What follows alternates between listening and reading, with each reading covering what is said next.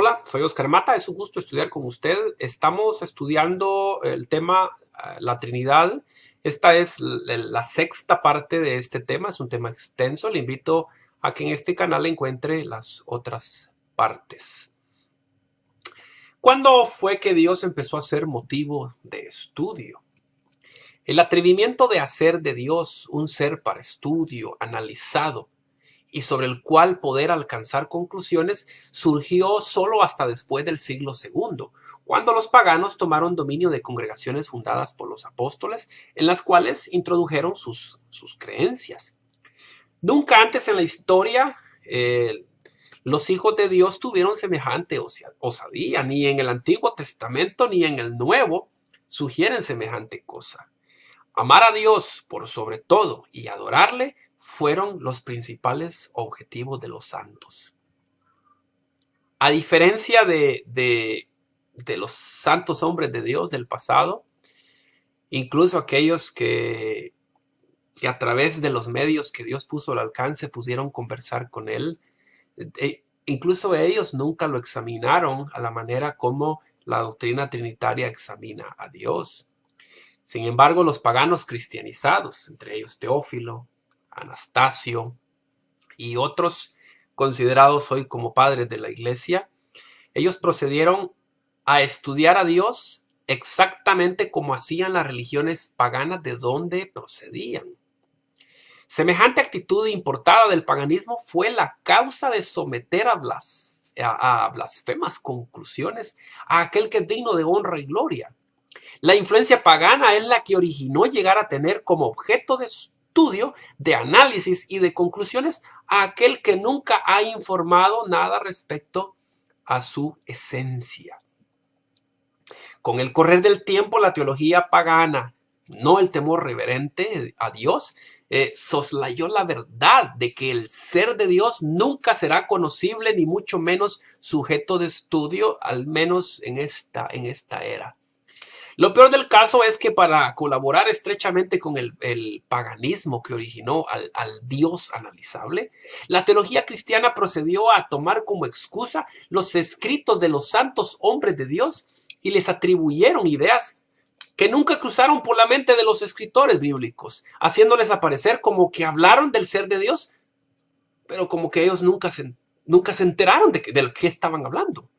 Por otra parte, pensar, creer o afirmar que los profetas y los apóstoles hablaron trinitariamente del ser de Dios sin advertir que lo hacían y que muchos siglos después ellos, ya en la teología cristiana de los obispos filósofos, basada en el pensamiento pagano, habían de mirar claramente y por revelación. Eso es reclamar mucho.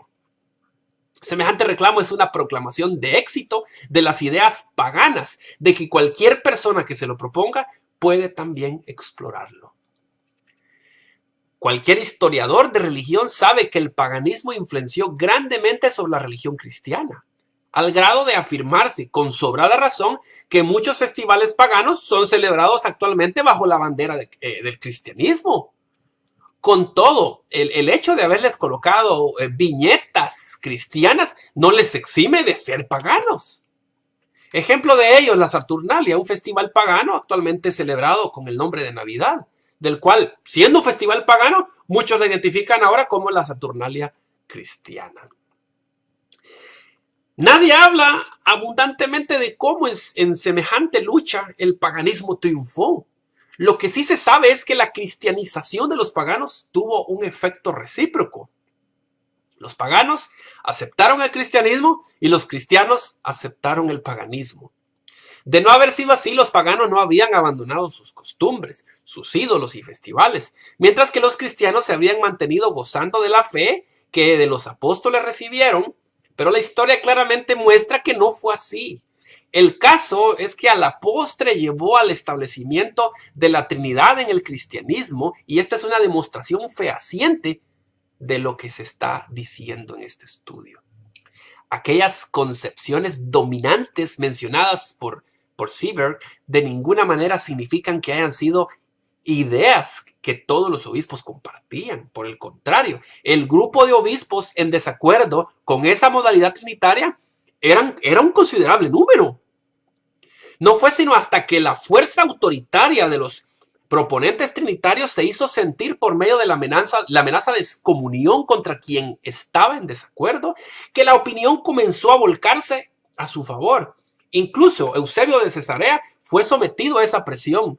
Y Eusebio de Cesarea es uno de los, el gran historiador católico. Y entonces él se pasó al bando trinitario.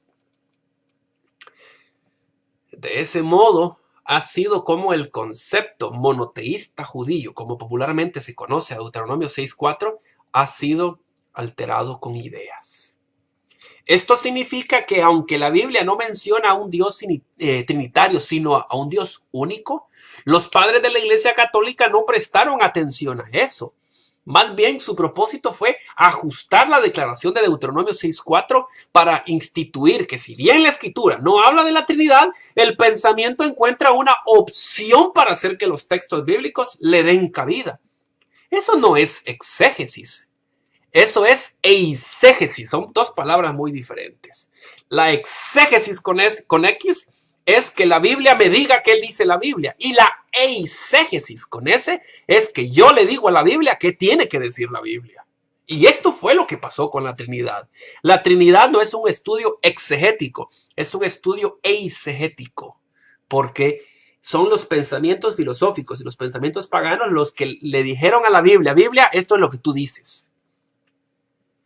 Buscaron hendiduritas en los textos para ver dónde podían introducir esas ideas extrañas. Y con eso alteraron el significado de la palabra de Dios. Como dice Seeberg, quien no admite la peculiaridad de las hipóstasis es colocado bajo el judaísmo. Es decir, que quien no se ponía al lado del bando trinitario era considerado un simpatizante del judaísmo. Evidentemente, por aquel entonces nadie deseaba ser vinculado a los judíos, ni por parentesco ni por relación de fe. Desdichadamente eso hizo que a los judíos no solo se les odiara, sino que también se interpretó Deuteronomio 6:4 desde la perspectiva del paganismo, dando cabida a la validez de interpretar ese texto como diciendo lo que no dice. De esa manera, en el afán de anular a los judíos, se anularon también muchas verdades bíblicas que de acuerdo a Dios permanecen firmes dentro de su palabra. En verdad, no es que Israel haya decidido creer en la existencia de un solo Dios. Más bien, fue Dios quien les ordenó creer de esa manera. Oye, Israel, Jehová nuestro Dios, Jehová uno es. Eso no significa que Dios haya tenido el propósito de ocultar quién en realidad era Él. Por consiguiente, la aversión de la iglesia hacia el monoteísmo judío fue una aversión contra Dios mismo. No rechazaron al judaísmo, rechazaron a Dios, lo que Dios mismo estableció. El monoteísmo dentro del cual Dios, o a Dios se le toma exactamente como Él es, fue sustituido por el trinitarismo, dentro del cual se le toma como los trinitarios establecieron. Esta es la sexta presentación de este estudio. En la próxima presentación veremos ya las controversias generadas por la doctrina trinitaria, e incluso vamos a ver pugnas entre las iglesias de Oriente y las iglesias de Occidente por el mismo tema. Por favor, continúe estudiando este estudio completo. Si usted solo vio esta porción, le invito a que estudie esto en su totalidad para que usted tome las conclusiones que usted considere convenientes. Soy Oscar Mata. Es un gusto estudiar con usted. Que la paz del Señor Jesucristo sea con ustedes.